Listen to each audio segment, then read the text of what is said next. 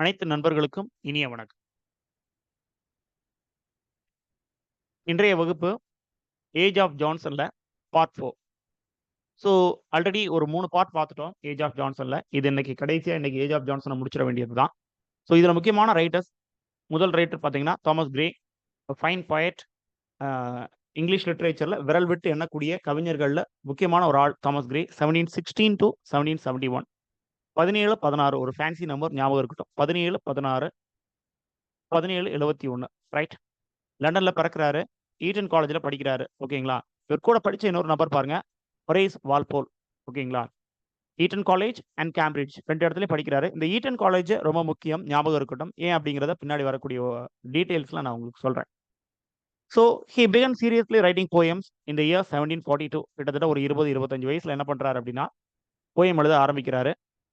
குறிப்பா அவருடைய friend Richard words வந்து இறந்துடுறாரு. இந்த ரிச்சர்ட் வெஸ்ட் இறந்த அப்புறம் தன்னுடைய ரைட்டிங்கை வந்து ஆரம்பிக்கிறாரு. ஸோ இந்த இறப்பு, துக்கம், டிஸ்பிளஷர், இம்மார்டல், மார்டல் இப்படிங்கிற மாதிரியான தீம்ஸ் தான் இவர் வந்து எழுதிட்டே இருப்பார் தாமஸ் கிரே. தாமஸ் கிரே அப்படின்னா கிரேவியார்ட் poets, அதுதான் ஞாபகத்துக்கு வரும். கிரே கிரேவியார்ட் அப்படி ஞாபகம் வச்சுக்க வேண்டியதுதான். சரிங்களா. ஸோ ஒரு ஒரு அப்சர்ட் மேனர்ஸ், ஒரு டிஸ்பிளஷர், ஒரு ஒரு துக்கம், இந்த மாதிரி விஷயங்களை சுடுகாடு, இந்த மாதிரி விஷயங்களை மெயின் விஷயங்களா வச்சு எழுதக்கூடிய ஒரு ரைட்டர்ஸ் யார் அப்படின்னா இந்த கிரேவியார்ட் poets. அவங்க நம்ம பின்னாடி பார்ப்போம் அவங்கள. ரைட். அவரு தன்னுடைய ஃப்ரெண்ட் ரிச்சர்ட் வெஸ்ட் வந்து இறந்துட்டாரு. ஸோ பாருங்க, sonnet on the death of Richard West அப்படின்னு போயம் போட்டுறது. 1747ல another poem ode on a distant prospect to Eton college. நான் சொன்னா ஏன் ஈட்டன் காலேஜ் முக்கியம் அப்படின்னா ஒரு போயமே அப்படி எழுதியிருக்காரு, ஒரு ஓடு எழுதியிருக்கிறாரு. இது சானட், இது ode. Ode on a distant prospect to Eton college. So Pindaric ode எழுதுறதுல வந்து மிகவும் வல்லவர் இவர். ஸோ திரும்பியும் லிட்டரரி ஃபார்ம்ஸ் அப்படிங்கிற புக் எடுத்துக்கங்க. சானட்னா என்ன அப்படின்னு நோட் பண்ணிக்கங்க. எத்தனை லைன் இருக்கும், அதுல என்னென்ன பிரிவுகள் இருக்கும், ஆக்டேவ் இருக்குமா, செசஸ்ட் இருக்குமா, ஷேக்ஸ்பியரியன் சானட்டுக்கும் ஸ்பென்சீரியன் சானட்டுக்கும் ஏதாவது வித்தியாசம் இருக்குதா, இந்த டீடைல்ஸ் எல்லாம் தயவு செய்து எடுத்துக்கங்க. ரைட். அதே மாதிரி ஓட்ஸ் எடுத்துக்கங்க. ஓட்ல என்னென்ன வெரைட்டி, பப்ளிக் ஓட்னா என்ன, பர்சனல் ஓட்னா என்ன, இந்த ஓட் முதல்ல எங்க இருந்து வந்தது, பிண்டாரிக் ஓட்னா என்ன, ஹொரேஷியன் ஓட்னா என்ன, இந்த டீடைல்ஸ் தனித்தனியா எடுத்துக்கங்க. ஸோ லிட்டரரி ஃபார்ம்ஸ் எடுத்துக்கங்க. பொய்டிக் டிவைசஸ் அப்படிங்கிற ஹெட்டிங் போடுங்க. சானட், எலிஜி, ஓட், லிரிக் அப்படிங்கிற டைட்டில்ஸ் எல்லாம் போட்டு யார் யார் அதுல வந்து எக்ஸ்போனன்ட்ஸ், யார் முதல்ல அதை அறிமுகப்படுத்தினா, பிளாங்க் வேர்ஸ் யார் முதல்ல அறிமுகப்படுத்துறா, இப்படிங்கிற டீடைல்ஸ் எடுத்துக்கங்க. ரைட். ஃபைன். நெக்ஸ்ட், அவருடைய முக்கியமான ஒர்க்ஸ் எல்லாம் ஒரு வால்யூமா போட்டு 3 பீரியடா பிடிச்சிருக்காங்க. சரிங்களா. which divided in 3 periodicalsல. ஃபர்ஸ்ட் பீரியட், இதை தள்ளியும் நிறைய ஒர்க்ஸ் அவர் எழுதியிருக்கிறாரு. இது அவர் எழுதினதுல மிக முக்கியமான ஒர்க்ஸ், ஞாபகம் இருக்கட்டும். இதை தள்ளியும் நிறைய ஒர்க்ஸ் அவர் எழுதியிருக்கிறாரு. ஓகேங்களா. ஃபர்ஸ்ட் பீரியட்ல hymn to adversity, ode to spring, ode on a distant prospect of Eton college இப்படிங்கிற 3 ஒர்க்கு. செகண்ட் பீரியட்ல progress, poesy, the bard, elegy written country churchyard. மிக மிக முக்கியமானது, ஞாபகம் இருக்கட்டும். Elegy written country churchyard. எந்த விதமான சிலபஸ் நீங்க பிஜிடிஆர்பியோ பாலிடிஆர்பி எதை ப்ரிப்பேர் பண்றதா இருந்தாலும் இது அங்கிட்டு இருக்கும். எலிஜி ரிட்டன் கண்ட்ரி சர்ச்யார்ட். ஓகேங்களா. பிஜிடிஆர்பி நீங்க பண்றீங்க அப்படின்னா கிரேனுடைய ஒரு பெரிய ஆந்தாலஜி அங்க அவைலபிள். அதுல நீங்க இதெல்லாம் படிச்சிட வேண்டியதுதான். சரிங்களா. குவாலிடிஆர்பிலையும் அவைலபிள் தான். ஸோ போத் நெட் செட் நீங்க ப்ரிப்பேர் பண்ணிக்கலாம். ஸோ கூடவே நீங்க இதை படிக்கும்போது என்னது, நீங்க பிஜிடிஆர்பிக்கும் சேர்த்தே நீங்க ப்ரிப்பேர் ஆயிருவீங்க. ரைட். தேர்ட் பீரியட் பாருங்க, fatal sisters, descent of Odin the candidate. So இந்த இயர்ஸ், இந்த எலிஜி ரிட்டன் கண்ட்ரி சர்ச் அதுக்கான இயர் மட்டும் ஞாபகம் வச்சுக்கோங்க, 1751. அண்ட் 2 முக்கியமான விஷயங்கள் கொஸ்டினா கேட்கப்படலாம் பாருங்க. He offered the post of poet laureate, அரசவை கவிஞரா வந்து உட்காருங்க அப்படின்னு 1757ல இவருக்கு ஒரு ஆஃபர் கொடுக்குறாங்க. But he ரிஃப்யூஸ்ட். இவருக்கு என்னன்னா அதிகமா பிடிச்ச இடம் பாத்தீங்கன்னா சுடுகாடு, இடுகாடு, கிரேவியார்ட்லேயே தான் எப்பவும் இருப்பாரு. அதை ரசிச்சு அதுல இருக்கக்கூடிய விஷயங்களை என்னது ப்ளஷர் இன் அட்வர்சிட்டி அப்படின்னு சொல்லலாம் இல்லைங்களா. ஆஃப் அட்வர்சிட்டி அப்படிங்கிற ஒரு எஸ்ஸே இருக்குது பை பிரான்சிஸ் பேக்கன். முடிஞ்ச படிச்சு பாருங்க. அட்வர்சிட்டி, துன்பம் அப்படிங்கிறது எவ்வளவு இன்பமயமானது அப்படிங்கிறத சொல்லியிருப்பாரு. Okay. Of adversity by Francis Bacon, படிச்சு பாருங்க. தென் அனதர் இம்பார்ட்டன்ட் திங் பாருங்க, he wrote 13 poems. அவரோட வாழ்நாள்ல 13 போயம்ஸ் அவர் எழுதியிருக்கிறார். தென் அடுத்தது முக்கியமான ஒரு, அகைன் இது ஒரு கொஸ்டின் பாயிண்ட் ஆஃப் வியூல தான் பாருங்க. குவாட்ரபிள் அலைன்ஸ், குவாட்ரபிள் அலைன்ஸ் இப்படிங்கிற ஒரு டேர்ம் இருக்குதுப்பா. குவாட்ரபிள் அலைன்ஸ் அப்படிங்கிறது இது பொலிட்டிக்கலா என்ன சொல்லுவாங்க அப்படின்னா, பிரான்ஸ் தனிச்சு நிக்கும். பிரெஞ்சு ரெவல்யூஷன் அந்த காலகட்டத்தில பார்த்தீங்கன்னா, பிரான்ஸ் தனிச்சு நிக்கும். நெப்போலியனுடைய கண்ட்ரோல்ல இருக்கும். மீதி இருக்கக்கூடிய நாடுகள் எல்லாம் இந்த பிரான்ஸை எதிர்க்கும். சரிங்களா? மீதி இருக்கக்கூடிய நாடுகள் எல்லாம் பிரான்ஸை எதிர்க்கும். இதத்தான் என்ன பண்ணுவாங்கன்னா, இந்த இந்த நெப்போலியனிக் அ இஷ்யூவை எதிர்க்கிறதுக்கு சேர்ந்த நாடுகள் எல்லாத்தையும் சேர்த்து, for example Russia, Prussia, even England, Italy இதெல்லாம் சேர்ந்து நிக்கும்னு சொல்லுவாங்க. அந்த அலையன்ஸ் என்ன சொல்லுவாங்கன்னா, குவாட்ரபிள் அலையன்ஸ் அப்படின்னு அரசியல் ரீதியா சொல்லுவாங்க. ஆனா இங்க லிட்டரேச்சர்ல பாத்தீங்கன்னா, இந்த குவாட்ரபிள் அலையன்ஸ் அப்படிங்கிறது 4 பேர் சேர்ந்தது. என்னலாம்?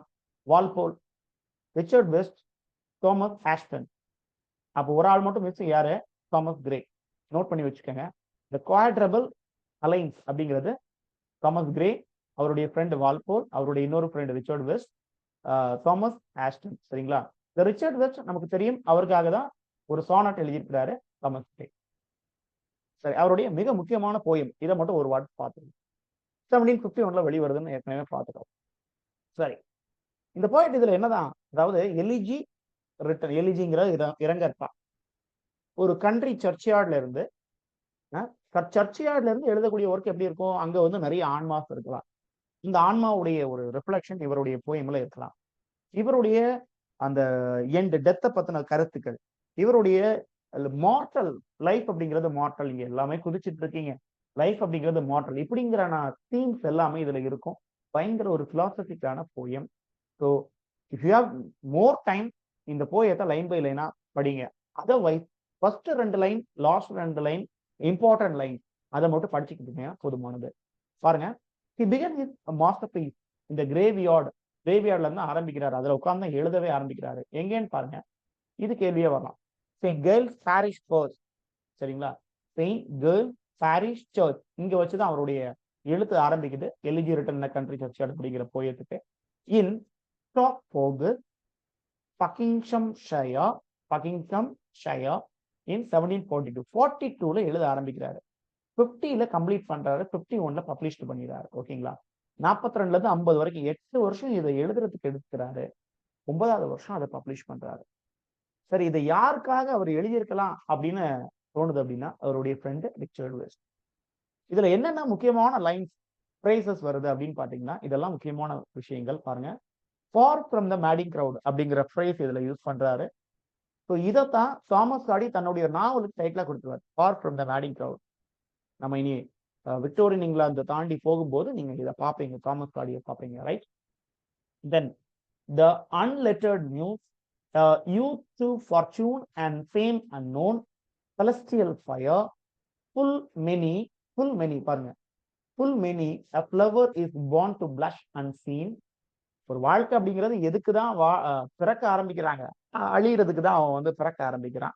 the path, இது ரொம்ப முக்கியமான லைன். ஓகேங்களா? the paths of glory lead but to the grave. இது எனக்கு ரொம்ப பிடிச்ச லைன், திரும்பியும் ஹைலைட் பண்ணி கொடுத்துருக்கிறேன். பாருங்க, the path of glory lead but to the grave. இந்த வாழ்க்கை ரொம்ப குளோரியா, ரொம்ப செலஸ்டியலா அப்படி கொண்டு போகுது உங்களை. அது எங்கதான் உங்களை கொண்டு சேர்க்கும் அப்படின்னா, கிரேவை நோக்கி தான், இறப்பை நோக்கி தான், மரணத்தை நோக்கி தான் உங்களை கொண்டு சேர்க்கும். ஸோ மரணம் தான் எல்லாத்துக்குமான ரிசல்ட். இன்னைக்கு அது இருக்குதுன்னு சொல்லி ஆடி தள்ளுறோம். ஆனா எண்ட் என்ன அப்படிங்கிறத நீ தெரிஞ்சு வச்சுக்கோ அப்படின்னு சொல்றாரு. தென் இந்த elegy written in a country சர்ச்யார்ட் அப்படிங்கிற போயத்தை பத்தின மிக முக்கியமான விஷயங்கள் என்னென்ன? It is suppose that grey found inspiration. இதுக்கான இன்ஸ்பிரேஷன் எங்கிருந்து வந்திருக்கலாம் அப்படின்னா, he visit the grave site of his aunt Mary Androbus. தன்னுடைய ஆன்டோடைய கிரேவியார்டுக்கு போறாங்க. அவங்க அங்க புதைக்கப்பட்டிருக்காங்க. அங்க இருந்து அதை பார்த்து, ஓ வாழ்க்கைன்னா இவ்வளவுதானா, நம்ம எல்லாம் வாழ்க்கையை பத்தி சொல்லுவோம் இல்லையா, எதுக்கடா அங்க எங்கேயும் ஓடிக்கிட்டு இருக்கிறோம், பாரு அந்த ரொம்ப நேத்து வரைக்கும் பேசிட்டு இருந்தோம், இன்னைக்கு இறந்து போயிட்டான் அப்படின்னு சொல்லும் போதுதான் நம்ம வாழ்க்கையினுடைய ரியாலிட்டி புரியும். அப்ப நம்ம ஆடுற ஆட்டம் எல்லாம் பொய் அப்படிங்கிறது நமக்கு புரிய வரும். ஸோ இவருக்கு புரிஞ்சது மேரி ஆண்ட்ரோபஸ் அவங்களுடைய இறப்புல புரிஞ்சிருக்கலாம். It is written in quatrains and the last 3 stanzas are printed in italic type. அதுக்கு என்ன டைட்டில் கொடுத்தாங்க? the epitaph. epitaph அப்படிங்கிற ஒரு டைட்டில் இது கொடுத்துட்டாங்க. and it's moved from a meditation in a particular place upon the graves of the poor to a reflection on the mortality of all humankind. வாழ்க்கை அப்படிங்கிறது, மனித குலம் அப்படிங்கிறது மார்டாலிட்டிய தெரிஞ்சு வச்சுக்கணும். மார்டாலிட்டி அப்படின்னா என்னது? அழிவிடக்கூடிய தன்மை. இம்மார்டல் அப்படின்னா அழிவில்லாம போறது. மனுஷங்க வந்து அழிவில்லாம இருப்பாங்களா? நோ. மனுஷங்க சீக்கிரமான mortal. They are mortal being. ஓகேங்களா? அத குறிக்கக்கூடிய வகையில ஒரு மெடிடேட்டிவா எழுதியிருக்காரு இந்த போயம. இதுல மொத்தம் ஆ 32 குவாட்ரைன்ஸ் இருக்குது. 128 லைன்ஸ். டிவைட் பண்ணி பாருங்க எத்தனைன்னு புரியும். ஒரு குவாட்ரைன்ஸ்ங்கிறது எவ்வளவு லைன் அப்படிங்கிறத இத டிவைட் பண்ணி பாருங்க புரியும். இதுல கிரே யாரெல்லாம் பத்தி பேசுறாரு அப்படின்னா, மில்டன் அதாவது 1, 2 லைன்ல வரும். ஓகேங்களா? Milton, Cromwell and Hampden. இந்த 3 பேரையும் அல்யூட் பண்றாருன்னா, அங்கங்க கோட் ஒரு ரெஃபரன்ஸ்க்காக குடுக்குறாரு. Milton, Cromwell, Hampden. சோ ஒரு பழைய ஓல்டு பிஜிடிஆர்பி கொஸ்டின்ல மில்டன பத்தின கேள்வி வந்திருக்குது. Please refer it. ஓகேங்களா? மில்டன பத்தின கேள்வி இதுக்கு முன்னாடி வந்திருக்குது. Refer it. அண்ட் இந்த elegy written in a country சர்ச்யார்ட்னுடைய opening line. The curfew tolls the kneels of parting day. The lowering herd winds slowly over the lea. ஓகேங்களா? சோ இத ஓப்பனிங் லைன் பாருங்க. இதுல அந்த கர்ஃப்யூ இத வச்சே கேள்வி வந்திருக்குது பழைய கேள்விகள்ல. கர்ஃப்யூனா என்ன? ringing of bells in the evening in the church. ஓகேங்களா? ஈவினிங் டைம்ல சர்ச்ல பெல் அடிச்சிட்டு இருப்பாங்க. அந்த சத்தம் தான் அந்த கர்ஃப்யூ. சரிங்களா? சோ அகைன் இதனுடைய மிக முக்கியமான லைன் எனக்கு ரொம்ப பிடிச்ச லைன் பாருங்க. the paths of glory lead but to the grave. இந்த குளோரியான அந்த வழிகள் உங்களை எங்க தான் கூட்டிட்டு செல்லும். நீங்க கோட்டு சூட் எல்லாம் போட்டு பயங்கரமா இருப்பீங்க, இன் பண்ணி இருப்பீங்க, பயங்கர ஆடம்பரமான வாழ்க்கை வாழ்றீங்க. கடைசி 6 அடி மண்ணு தான் அப்படிங்கிறத ரொம்ப தெளிவா சொல்லிட்டார். தென் இவர் சார்ந்த ஸ்கூல் வந்து கிரேவியார்ட் ஸ்கூல்னு சொன்னேன். நீங்க என்ன பண்ணலாம்னா அகைன் லிட்டரரி ஃபார்ம்ஸ் அப்படிங்கிற புக் எடுத்துங்க. மூமெண்ட்ஸ்ல கிரேவியார்ட் ஸ்கூல் அதாவது யூனிவர்சிட்டி விட்ஸ் மெட்டாபிசிக்கல் போயிட்ஸ் எல்லாம் எழுதியிருக்கீங்கல்ல, அதே இதுல கிரேவியார்ட் ஸ்கூல் அப்படிங்கிற ஹெட்டிங் போட்டுக்கோங்க. கிரேவியார்ட் ஸ்கூல்னா என்னன்னு நான் சொல்றேன். இம்பார்ட்டன்ட் ரைட்டர்ஸ் மட்டும் நான் இங்க கொடுத்துருக்கிறேன். So if you get chance நீங்க என்ன பண்ணலாம்னா இதை பத்தி இன்னும் கூகுள் பண்ணி பாருங்க. இவங்களை இந்த கிரேவியார்ட் போயிட்ஸை இன்னும் வேற மாதிரி எப்படி அழைப்பாங்கன்னா சர்ச்யார்ட் போயிட். கிரேவியார்ட் போயிட்ஸ்னுடைய இன்னொரு பேர் சர்ச்யார்ட் போயிட்.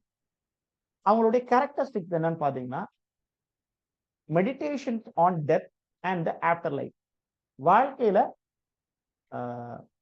மரணம், மரணத்தை பத்தின ஒரு meditation.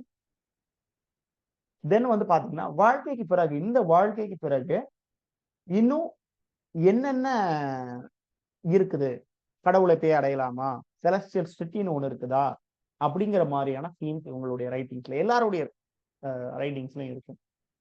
There poems use dark imagery and included. என்னன்னா இவங்க போயம்ல வந்து தீமா இருக்கும் கிரேவியார்டு, சுடுகாடு, மண்டவோடு, இந்த மாதிரி ஒரு மாதிரி புதக்குழி, இந்த மாதிரி சம்பந்தமான விஷயங்கள் தான் இவங்களுடைய கான்செப்ட் சிம்பிள்ஸா இருக்கு. they took the form of elegy. இந்த கவிதைகள் எல்லாம் பாத்தீங்கன்னா ஒரு இரங்கற்பா வடிவில் இருக்கும். and laments for a deceased person. ஒரு இறந்த மனுஷனுக்காக வருத்தப்படக்கூடியதுல இல்ல அவனுடைய ஆன்மா எங்க போய் சேரணும் அதை பத்தி பேசக்கூடிய விதத்துல இது இருக்கும். அதர் டைம் சரி இதை தள்ளி வேற ஏதாவது தீம்ஸ் இவங்க கிட்ட இருக்குதா அப்படின்னு கேட்டீங்கன்னா they spoke more broadly about the impact of death on the world. வேற ஏதோ பத்தியும் பேச மாட்டான். சாவு எப்படி வரும், சாவுக்கு இந்த உலகத்துக்கு என்ன சம்பந்தம் இருக்குது, இதைத்தான் திரும்பி திரும்பி பேசிக்கிட்டு இருப்பாங்க. சிலர் என்ன சொல்றாங்க அப்படின்னா மில்டனுடைய போயட்ரி, மில்டனை பார்த்துதான் இந்த மக்கள் எல்லாம் இந்த மாதிரியான ஒரு இதுக்கு வந்திருப்பாங்க. ஏன்னா Milton for the first time எல்லாரும் கடவுளை பத்தி பேசிட்டு இருந்த டைம்ல அவர் தான் சாட்டனை பத்தி பேசினாரு. எல்லாரும் சந்தோஷத்தை பத்தி பேசியிருந்த டைம்ல ஃபர்ஸ்ட் டைம் கிரேவை பத்தி பேசினது இவங்க தான். இதுல முக்கியமான ரைட்டர்ஸ் பாருங்க, Robert Blair, Edward Young, Thomas Gray, Thomas Parnell. இவங்க 4 பேர் மிக முக்கியமானவர்கள். இதை தாண்டியும் ஜஸ்ட் நீங்க கூகுள் பண்ணீங்கன்னா ஒரு பெரிய லிஸ்ட் இருக்குது கிரேவியார்ட் போயிட்ஸ். சரிங்களா? கிரேவியார்ட் ஸ்கூல் போயிட்ரிக்கு பெரிய இது இருக்குது. ஒரு எக்ஸாம்பிளுக்கு நான் உங்களுக்கு சொல்றேன். என்ன அப்படின்னா இந்த கிரேவியார்ட் ஸ்கூல் அவங்க எல்லாம் வந்து ஒரு மாதிரி இறப்பு, சாவு, மேளம் இதை பத்தி தான் எழுதுவாங்க அப்படின்னு. ஒரு எக்ஸாம்பிள் பாருங்க, ராபர்ட் பிளேயரோட ஒரு பாருங்க தி கிரே, ஒரு போயத்தினுடைய பேரு தி கிரே. எட்வர்ட் யங்கனுடைய ஒரு ஒர்க் பேர் பாருங்க நைட் தாட். நைட் தான் இரவு, செத்து போயிட்டான், இல்ல ஹெல்லு, அந்த மாதிரியான ஒரு தாட். தாமஸ் ஃபர்னால்டுடைய ஒரு ஒர்க் பாருங்க, a night feeds on death, a night feeds on death. So இதுதான் திரும்ப திரும்ப திரும்ப அவங்களுடைய திமேட்டிக்கல் ஒர்க் பார்த்தீங்கன்னா இதே தான். சாவை பத்தின ரிலேட்டடான திங்.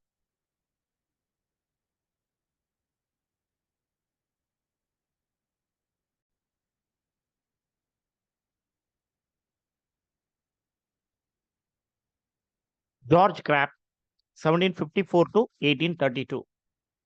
poet, professional பார்த்தீங்கன்னா surgeon and clergyman. He began his career as a doctor's apprentice. ரெண்டாவது வந்து சர்ஜனா மாறுறாரு. எட்மண்ட் பர்க் இதே காலகட்டத்தை சார்ந்த மற்றொரு writer. Edmund Burke become close friend of Crabbe and helped him in building literary career. George Crabbe பொறுத்தவரையிலையும் ஒரு மைனர் ரைட்டர் தான். இவரை ஏன் நம்ம தனியா எடுத்து உங்களுக்கு ஒரு ஸ்லைடை நான் கொடுத்துறதுக்கான காரணம் இதனுடைய கடைசி ஸ்லைடை நான் உங்களுக்கு சொல்றேன். ஸோ லார்ட் பைரன் இவரை என்ன சொல்றாரு அப்படின்னா, nature's sternest painter yet the best, one of the best இயற்கை தந்த ஒரு பெயிண்டர் அப்படின்னு சொல்ற, இயற்கையினுடைய ஒரு வடிவமைப்பு அப்படின்னு சொல்றாரு. ஓகேங்களா? யார? George graph. கிராப்னுடைய ஒர்க் பொறுத்தவரையும் த வில்லேஜ், இது ரொம்ப முக்கியமான ஒரு ஒர்க்கு. ஏன் அப்படின்னா, இந்த போம், இந்த வில்லேஜ் அப்படிங்கிற poem it's a protest against Goldsmith deserted village. இந்த டெசர்டட் ஐலாண்டுக்கு அகேன்ஸ்டா எழுதின ஒரு ஒர்க்கு தான் த வில்லேஜ். ஓகேங்களா? அதை தள்ளி the borough, tales of the hall, the library, இதெல்லாம் இவருடைய முக்கியமான ஒர்க் அப்படின்னு பார்க்கப்படுது. ஆனால் இதை பத்தின ஒரு கேள்விகள் எல்லாம் அந்த அளவுல இந்த ஒர்க்ல இருந்து எந்த அளவு பெரிய அளவுல கேள்விகள் வரல இது வரைக்கும். சரிங்களா?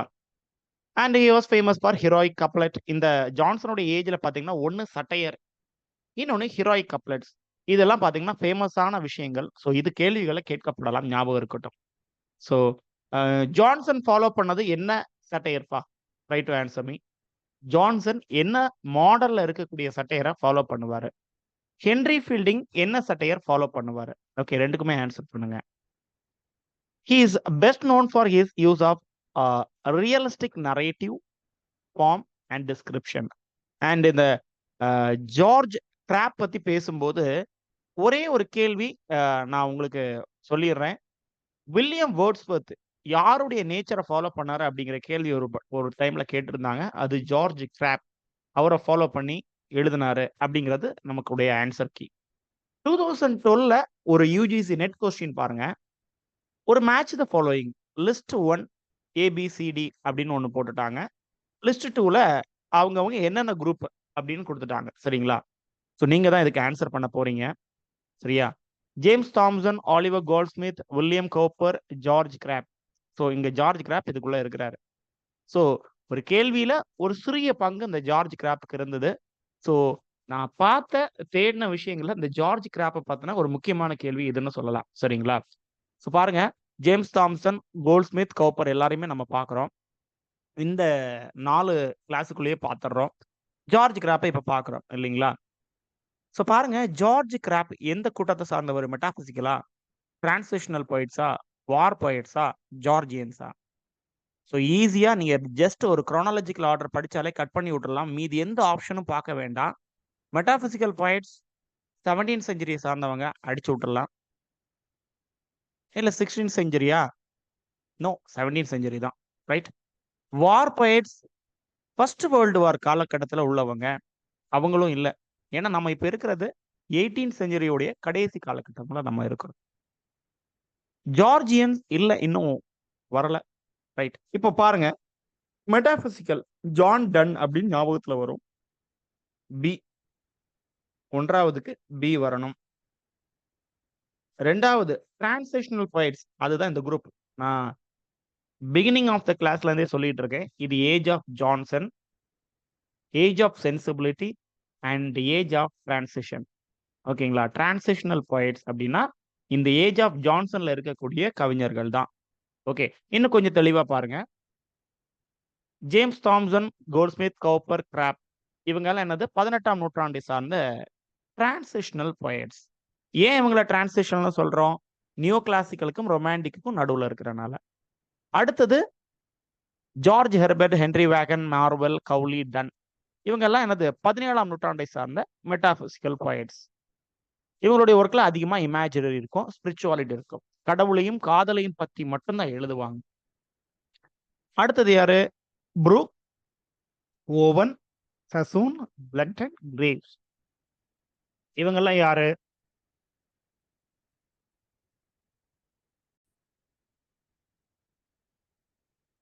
இவங்கெல்லாம் வேர்ல்டு வார் 1 டைம்ல எழுதினவங்க. அதனால இவங்கள வார் போயிட் அப்படின்னு சொல்லிக்கலாம்.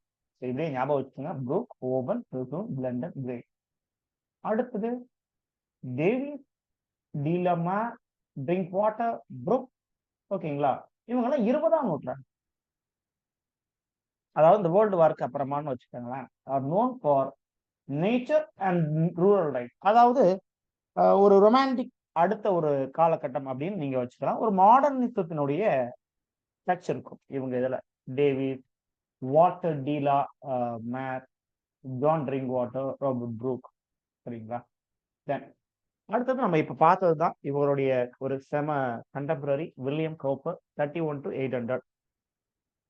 Poet and hymnodist. ஹிம்னோடிஸ்ட்னா நத்திங் பட் ஹிம், HYMN. ஹிம்னா பஜனை பாடல்களா இல்ல தெய்வீக பாடல்களா அப்படி அதை இசைக்கக்கூடியவர். மியூசிக் சாங் ரெண்டையும் சேர்த்து பண்ணக்கூடிய ஒரு ஆள். பால்ட்ரிட்ஜ் இவரை என்ன சொல்றாரு அப்படின்னா பெஸ்ட் மாடர்ன் போயிட் அப்படின்னு யார் அழைக்கிறாரு? கோப்பரை. மாடர்ன் போயிட்டுங்கிறது 20ஆம் நூற்றாண்டு இல்ல சார், ஏன் எப்படி சொல்றாங்க அப்படின்னு கேட்டீங்கன்னா, கால்ட்ரிட்ஜுக்கு இது மாடர்ன் பீரியட். கால்ட்ரிட்ஜ் 19ஆம் நூற்றாண்டுல வாழ்ந்தவர். 1780களிலையும் 820களுக்குள்ளேயும் வாழ்ந்த ஒரு நபர். அவருக்கு இந்த காலகட்டம்ங்கிறது ஒரு மாடர்ன் டைமா இருக்கலாம். ரைட். இவருடைய மிகப்பெரிய ஒர்க் என்னன்னு கேட்டீங்கன்னா ஒரே ஒரு ஒர்க் தான், த நீக்ரோஸ் கம்ப்ளைண்ட். இதுதான் மிகப்பெரிய ஒர்க். இது ஒரு போம். இது எதனால ஃபேமஸ் ஆகுது அப்படின்னா, மார்ட்டின் லூதர் கிங் ஜூனியர் அப்படின்னு ஒருத்தர் இருக்காருப்பா. அதாவது மார்ட்டின் லூதர் கிங் அப்படிங்கிறவர் யாருன்னா, நமக்கு ரெஃபர்மேஷன்ல வரக்கூடிய செயின்ட். இது பாத்தீங்கன்னா டாக்டர் மார்ட்டின் லூதர் கிங் இன்னைக்கு இருக்கக்கூடிய மாடர்ன் காலகட்டத்தை சார்ந்தவர். நமக்கு நெல்சன் மண்டேலா தெரியும் இல்லையா? அந்த மாதிரி ஒரு கருப்பின போராளி, ஒரு ஒரேட்டர். ஓகேங்களா? பப்ளிக் மத்தியில நிறைய உரையாற்றக்கூடிய ஒரு நபர். சிவில் ரைட்ஸ் மூவ்மெண்ட்டை சார்ந்தவர்.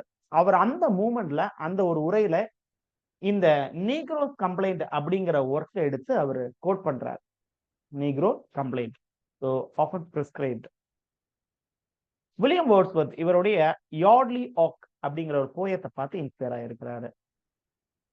அண்ட் நிறைய ஆன்டி ஸ்லேவரி போம்ஸ் எழுதியிருக்காரு வில்லியம் கோப்பர். ஞாபகம் இருக்கட்டும், இந்த காலகட்டத்தில் இப்படியான ஒரு ரைட்டரை நம்ம இது வரைக்கும் பார்க்கல. ஓகேங்களா?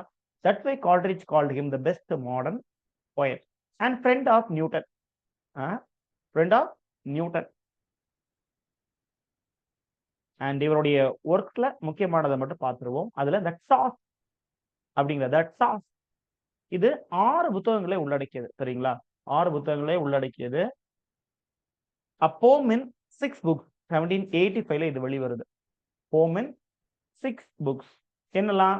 Sofa, time piece, winter evening, winter morning walk, winter walk and noon. இதுல லாஸ்ட் போயம், கவுப்பருடைய லாஸ்ட் போயம் பாத்தீங்கன்னா த காஸ்டவே. த காஸ்டவே இது ரொம்ப முக்கியத்துவம் வாய்ந்தது. சரி, இவருடைய ஃபேமஸான ஒரு ஃப்ரேஸ், ஒரு கொட்டேஷன் அப்படின்னு வச்சுக்கோங்க. God moves in a mysterious way. எப்படி போவாருன்னு நமக்கு தெரியாது. Mysterious way. His wonders to perform. இது எதுல இருந்து எடுக்கப்பட்டது? Light shining out of darkness.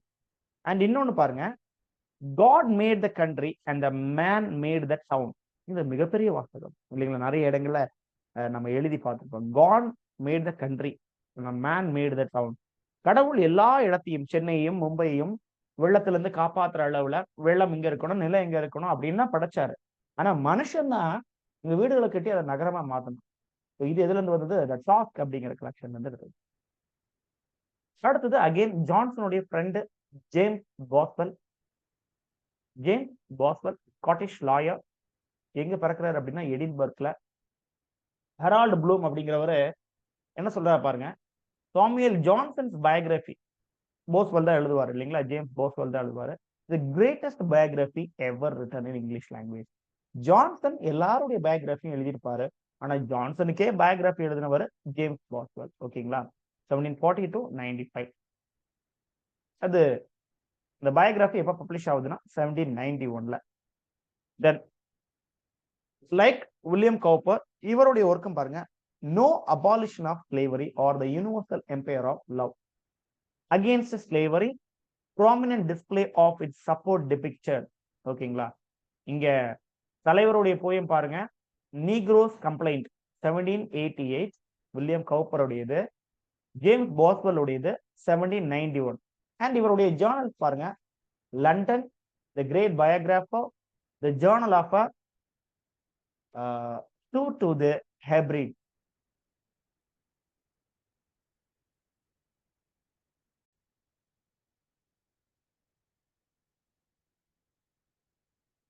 Journals, London, the great biographer, the journal of to the Hebrides, and his works, Life of Samuel Johnson, அது 2 வால்யூம்ல வெளிவருது. No abolition of slavery, the journal of to the Hebrides with Samuel Johnson, the cup at Newmarket, and Hypochondriac. Then Edmund Burke. So Anglo-Irish statesman, டப்ளின்ல பிறந்தவர். Matthew Arnold, a critic, அவர் என்ன சொல்றாரு பாருங்க, as our greatest prose writer, Edmund பர்க்க ஒரு பெரிய greatest pros ரைட்டரா ஏத்துக்கிறாரு. இவருடைய சொல்லும்படியான ஒரு ஒர்க் அப்படின்னு பாத்தீங்கன்னா, reflections on the revolution in France. Okay, reflections on the revolutions in France by Edmund Burke. Tobias Smollett, நேத்து நம்ம இவங்களை பார்த்தோம் லாஸ்ட் வகுப்புல. 1721 to 1771, சர்ஜன் பை ப்ரொஃபஷன், ஏற்கனவே ஒரு சர்ஜன் பார்த்துருக்கோம். Scottish poet, famous for his picaresque novel, The Adventures of Roderick Random. சரி, again literary forms note எடுத்துக்கணும்.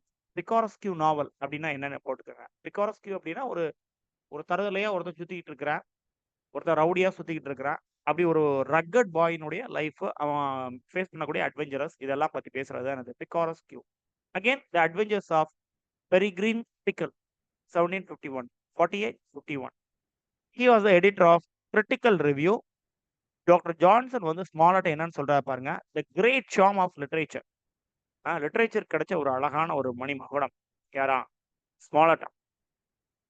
ஸ்மாலனுடைய இம்பார்ட்டன்டான work, the complete history of England, life and adventures of sir Launcelot Greaves, travels through France and idli, expedition of Humphrey clinker. இது வந்து எபிஸ்டாலரி ஃபார்ம்ல இருக்கும். Already நம்ம face பண்ணியிருக்கோம். எபிஸ்டாலரி அப்படின்னா லெட்டர்ஸ் வச்சு எழுதக்கூடியது.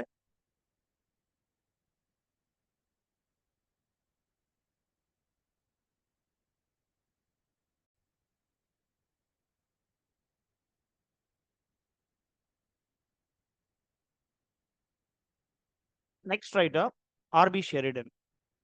ஸோ லைக் தோமஸ் கிரே, அதுக்கப்புறமா முக்கியமான ரைட்டர் இன்னைக்கு நம்ம பார்க்கறதுல வந்து R B Sheridan, 1751 to 1816. Richard Brinsley Butler Sheridan, R B Sheridan. ஓகேங்களா, Richard Brinsley Butler Sheridan, Irish playwright and poet, long time owner of royal theatre and Drury land theatre, London.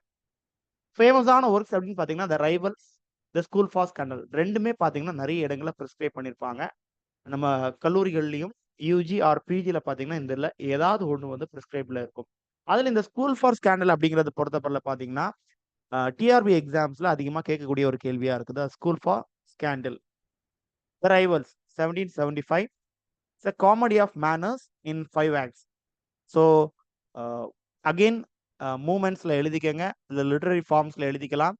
ட்ராமாவுடைய வெரைட்டிஸில் பார்த்தீங்கன்னா comedy of humours and comedy of manners அப்படின்னு 2 இருக்குது. Comedy of humours பொறுத்தவரையிலையும் நீங்கள் எங்கே போகணும்னா pen ஜான்சனுடைய டைமுக்கு போயிடணும். Comedy of humours. Comedy of manners அப்படிங்கிறது பார்த்தீங்கன்னா நீங்கள் ரெஸ்டோரேஷன் ஏஜில் பார்க்கலாம், இந்த ஏஜ்லேயும் பார்க்கலாம். ஸோ ஹியூமர்ஸ் அது ஒரு மாதிரி காமிக்கலாக இருக்கும். இந்த மேனர்ஸ் அப்படிங்கிறது கொஞ்சம் லெஸ்ஃபுல்லாக இருக்கும். ரைட், இது 5 ஆக்டில் இருக்குது. ரைவல்ஸ் அப்படிங்கிறது இது முதல்ல எங்கே perform பண்ணப்படுதுன்னா Covent garden theatre in 1775 அது பெர்ஃபார்ம் பண்ணப்படுது. ஸோ இந்த ரைவல்ஸ்னுடைய டீட்டெயில் சம்மரி கண்டிப்பாக படிங்க. அதே மாதிரி ஸ்கூல் ஃபார் ஸ்கேண்டலுடைய டீட்டெயில் சம்மரியும் கண்டிப்பாக படிங்க. இந்த பிளேனுடைய பிளாட் எங்க இருக்குது அப்படின்னு பாத்தீங்கன்னா பாத் அப்படிங்கிற இடத்துல இருக்குது. இந்த பாத் அப்படிங்கிற இடம்னு சொன்னோடனே நமக்கு சாசருடைய ஒரு கேரக்டர் ஞாபகத்துக்கு வரும். Wife of Bath. Wife of பாத்துக்கு எத்தனை ஹஸ்பண்ட்ஸ் பா? Right answer. Bath was a town legendary for conspicuous consumption and fashion. இல்லைங்களா? conspicuous consumption and fashion. இதுதான் அங்க ஒய்ஃப் ஆஃப் பாத்துக்கு இருக்கும். wealthy and fashionable people went there to take the waters which were believed to have healing properties. ஓகேங்களா? Fine. இது வந்து நீங்க just play அதனுடைய சம்மரி கொஞ்சம் படிச்சு. அண்ட் இந்த பிளேல வரக்கூடிய ஒரு டேர்ம் தான் இந்த மேலப்ராபிசம் அப்படிங்கிறது. ரைட்.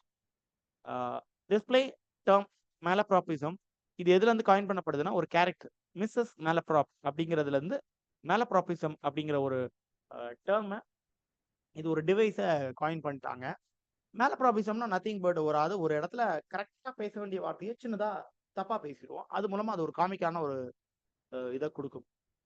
இப்போ ஃபாரின்ல சமரசிம்மா ரெட்டி அது போல சம்சாக்குள்ள ரொட்டி அப்படிங்கிற மாதிரி சொல்லிடும். This called malapropism. சரிங்களா? இது இங்கிலீஷ்ல நிறைய நடக்கும். இங்கிலீஷ்ல பாத்தீங்கன்னா டிவைஸ் டெவில், அதாவது ஏதாவது ஒரு ஸ்பெல்லிங் வந்து சேஞ்ச் பண்றது மூலமாக அதனுடைய மீனிங்கே மொத்தமா மாத்திடுவோம். அது ஒரு காமிக்கான ஹியூமரான ஒரு சென்ஸ்ல போய் முடியும். ஸோ தட் இஸ் அப்படி இருந்ததுன்னா அதுக்கு பேர் வந்து மேலப்ராபிசம். சரிங்களா? லேபர்,